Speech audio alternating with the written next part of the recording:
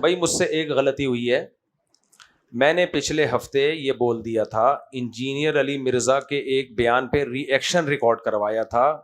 میرے سامنے انجینئر علی مرزا کا ایک بیان آیا, اس بیان میں یہ میں اتنے احترام سے نام بھی کیوں لے رہا ہوں کہ انجینئر علی مرزا صاحب کے کسی اسٹوڈنٹ نے ہم سے رابطہ کر کے بولا ہے کہ آپ جو انجینئر کو جہلم والی سرکار بولتے ہو یہ ہمیں بالکل پسند نہیں ہے. تو اس وقت سے میں نے پھر کہا جب نہیں پسند ہے تو پھر احترام سے نام لینا چاہیے کسی بھی بندے کا. اختلاف کرو لیکن بات تمیز سے کرے آدمی.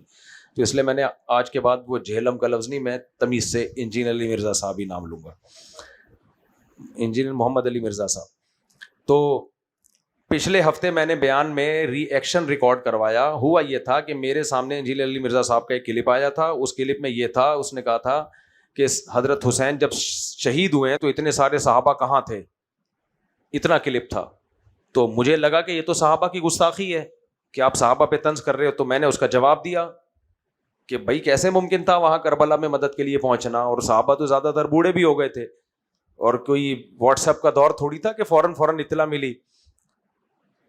تو وہ وہاں سے وضاحت آئی ہے کہ بھائی وہ میں نے ری ایکشن ریکارڈ کروایا تھا. یعنی انجینئر علی مرزا نے یہ بات خود دعویٰ نہیں کی تھی, کسی کا قول نقل کر کے اس پہ ری ایکشن ریکارڈ کروایا. کلپ کاٹنے والے نے یہ خیانت کی ہے کہ اتنی بات نکال لی. سمجھ میں آ رہی ہے بات؟ جیسے میں یہ بات کہوں کہ قادیانی یہ کہتے ہیں کہ مرزا غلام احمد قادیانی نبی ہے. اب میرا کوئی اتنا سا جملہ نکال لے کہ مرزا غلام احمد قادیانی نبی ہے اور اس پہ ری ایکشن ریکارڈ کروائے تو یہ غلط ہو جائے گا نا.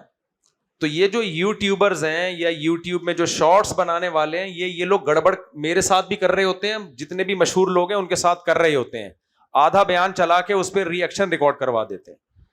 تو انجینئر علی مرزا نے رابطہ کیا, انہوں نے بولا, اس نے بولا کہ بھائی یہ ایسا میں نے نہیں دیا, میں نے تو کسی کی بات نقل کی تھی. تو میں نے کہا میں فوراً اس پہ معذرت بھی کرتا ہوں, رجوع بھی ریکارڈ کرواتا ہوں. اب بات اتنی پھیل جاتی ہے, اس کو جگہ جگہ سے ہٹاتے رہو تو بھی وہ پھیل جاتی ہے. تو اس لیے اس نے یہ نہیں کہا, بلکہ انجینئر صاحب نے کسی کی بات نقل کی ہے, اور شارٹ بنانے والے نے آدھا کلپ چلایا ہے. تو اچھی بات ہے, اگر انجینئر علی مرزا نے سب صحابہ کو برا بلا نہیں کہا تو خوش ہونا چاہیے. کیا خیال ہے؟ اچھی بات ہے. اچھا میرے بھائی, مفتی صاحب ہمارے بریلوی احباب کہتے ہیں کہ ہم سنی, تو تم کون ہو؟ تم ہو کون؟ ہم بھی سنی. وہ کہہ رہے ہیں ہم سنی, تو کہہ رہے ہیں تم کون ہو؟ ہم بھی کیا ہیں؟ آپ سنی ٹن ٹناٹن. وہ نعت آئی تھی نا, میں ہوں سنی, نعت سنی آپ لوگوں نے؟ میں ہوں سنی ٹن ٹناٹن, آپ سنی ٹن ٹناٹن, ہم نارمل سادہ سمپل سنی. تو بس یہ فرق ہے. فرقوں کا نام نہ لیا کرو سوالات. اچھا میرے بھائی اہل سنت والجماعت ہی وہ فرقہ ہے جو جنت میں جائے گا. حدیث میں آتا ہے 73 فرقے میری امت میں ہوں گے, ایک جنتی 72 جہنمی. تو جو ایک جنتی ہوگا وہ اس کی علامت نبی نے بتائی, ما انا علیہ و اصحابی, جس پر میں اور میرے صحابہ چلے. تو اس لیے علماء نے جب دیکھا کہ اتنے سارے فرقے پیدا ہو رہے ہیں, کوئی تقدیر کا منکر ہے, کوئی مرتکب کبیرہ کو کافر قرار دے رہا ہے, خوارج اس طرح کے, تو انہوں نے پھر کہا کہ جو صحابہ کے طریقے پر چل رہا ہے اور حدیث کو فالو کر رہا ہے ان کا نام رکھا اہل سنت والجماعت. تو اہل سنت والجماعت جو ہے قرآن, حدیث, اجماع اور قیاس, اور ان میں حدیث میں صحابہ بھی شامل ہیں, کیونکہ صحابہ سے زیادہ نبی کے عمل کو کوئی بھی نہیں جانتا. تو اس لیے اہل سنت والجماعت یہ نام دیا گیا کہ یہ نبی کو بھی, قرآن کو بھی مانتے ہیں, حدیث کو بھی, اور صحابہ کو, اور صحابہ میں سپیریئر خلفائے راشدین. تو اہل سنت والجماعت کے 4 مکاتب فکر جو ہیں, حنفی, مالکی, شافعی, حنبلی, یہ چاروں نبی, قرآن, نبی اور صحابہ, ان سے مسائل اخذ کرتے ہیں. سمجھ میں آ رہی ہے بات؟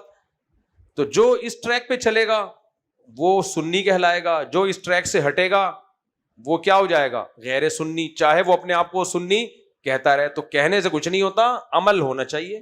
تو جس کا عمل صحابہ کے مطابق ہے, سبحان اللہ. جو صحابہ کے اگینسٹ چل رہا ہے, محرم صحابہ کی زندگی میں آیا تو کوئی صحابہ نے کالے کپڑے نہیں پہنے, کوئی ماتم نہیں کیے. ربیع الاول صحابہ کی زندگی میں آیا, انہوں نے تو ربیع الاول کبھی بھی نہیں منایا, ایک ضعیف حدیث بھی نہیں ملتی. سمجھ میں آ رہی ہے بات؟ تو صحابہ کو فالو کرنا پڑے گا. اہل حدیث بھی جو اجماع کے مخالف نہیں ہے وہ بھی اہل سنت میں داخل ہے.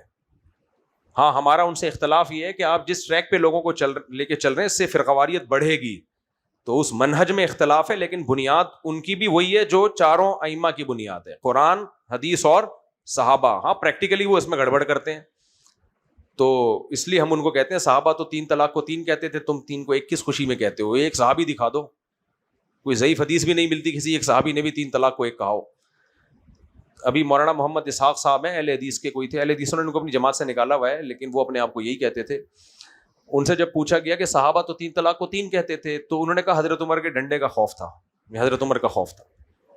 اور بھائی حضرت عمر کے خوف ہوتا تو وہ ممبر پہ حضرت عمر تھے, انہوں نے پوچھ لیا کہ آپ نے یہ 2 جوڑے کہاں سے لے کر آئے آپ. حضرت عمر نے قانون بنایا کہ 200 یا 400 درہم سے زیادہ مہر نہیں ہوگا. ایک عورت کھڑی ہو گئی کہ اللہ نے تو مہر میں سونے کا پہاڑ ذکر کیا ہے, آپ کیسے روک سکتے ہیں؟ وہ تو اتنے بہادر تھے, اور بیویوں کو حرام کرنے لگے حضرت عمر کے کہنے پر. تو اس لیے اہل حدیث 3 طلاق کے مسئلے میں بالکل فارغ ہیں بیچارے, بالکل کیا ہیں, فارغ التحصیل ہیں, کوئی دلیل نہیں ہے, کچھ بھی نہیں ہے. اور ٹی وی میں بھی جب بھی 3 طلاق پر بات ہوگی اہل حدیث کے سامنے کسی تگڑے بٹھایا ہی نہیں آتا. جی حضرت ارشاد. بھائی مائک دے دو یار. السلام علیکم. وعلیکم السلام.